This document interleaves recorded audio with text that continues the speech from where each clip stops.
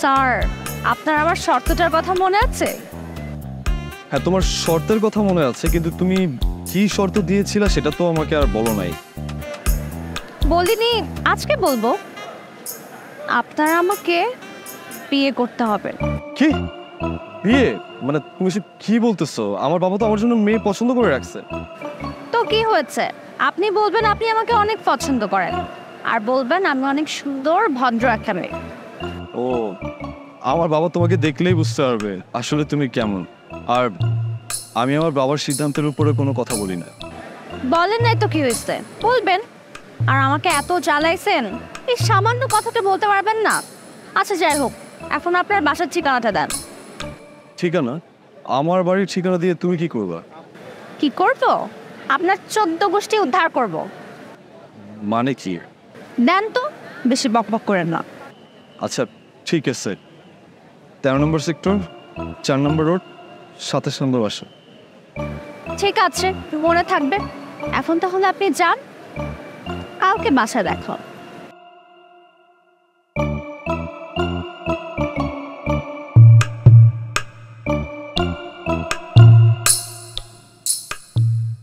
বাবা, আসসালামু আলাইকুম। ওয়ালাইকুম আসসালাম। ভালো আছেন আপনি? জি, কিন্তু তুমি কে মা? আচ্ছা আসো, বসো।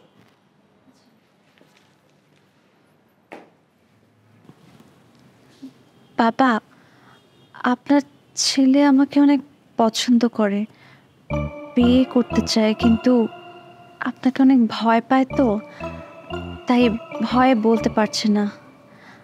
বাধ্য হয়ে আমারই চলে আসতে হলো।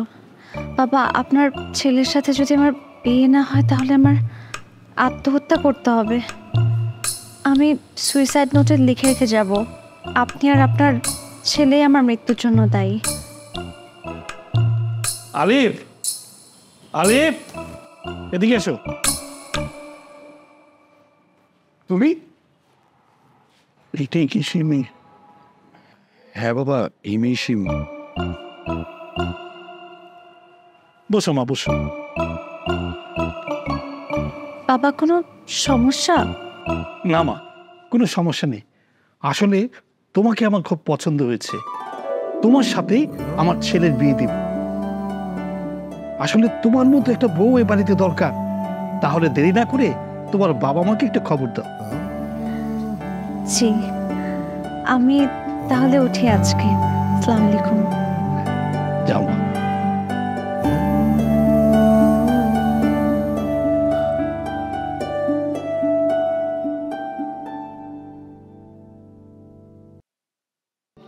উত্তরা নিবাসী মোহাম্মদ আমজাদ চৌধুরীর একমাত্র কন্যা তুষি আক্তারের সাথে গাজীপুর নিবাসী জনাব আব্দুল হাওলাদারের প্রথম পুত্র আলিফ হাওলাদারের সাথে 5,01,000 টাকা দেনমোহর ধার্য করিয়া 50,000 টাকা বাকি রাখিয়া বিবাহ প্রস্তাব আনিলাম।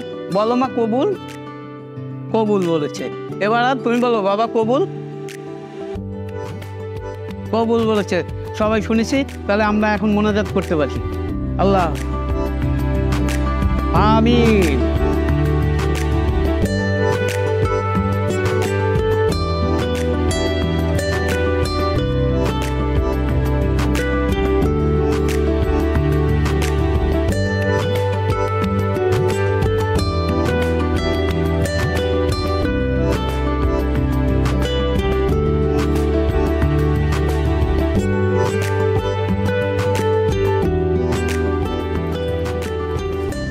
আচ্ছা, এখন আমাকে সত্যি করে একটা কথা বলো তো, তোমার সাথে রাস্তায় যে মেয়েটাকে দেখলাম রিকশায়, ও কে ছিল? কোন মেয়েটা? কোন মেয়েটা তো আমি বলতে পারি না, বাট অনেক সুন্দর ছিল মেয়েটা। নাফিসা? হ্যাঁ, নাফিসাই হতে পারে। আরে বাবা, নাফিসা তো আমার ক্লোজ ফ্রেন্ড। কেন, কি হয়েছে? কিছু হয়নি, ওর সাথে তোমাকে রিকশায় দেখেই তো আমি আর আমার বান্ধবী বিবাহ.com-এর কাহিনীটা সাজালাম। তাই? তারপর? তারপর আমার ফেক নাম্বার থেকে তোমাকে কল দিলাম, জানতে যে আমার স্যার কি আসলে ম্যারিড নাকি আনম্যারিড। তাও তো তুমি কিছু বললা না। তারপর তোমার ডিরেক্ট ইউনিভার্সিটি গিয়েই জানতে হতো। মানে এত কিছু তলে তলে? ফাইনালি তুমি আমাকে বিয়ে করেই ছাড়লা। ফাইনালি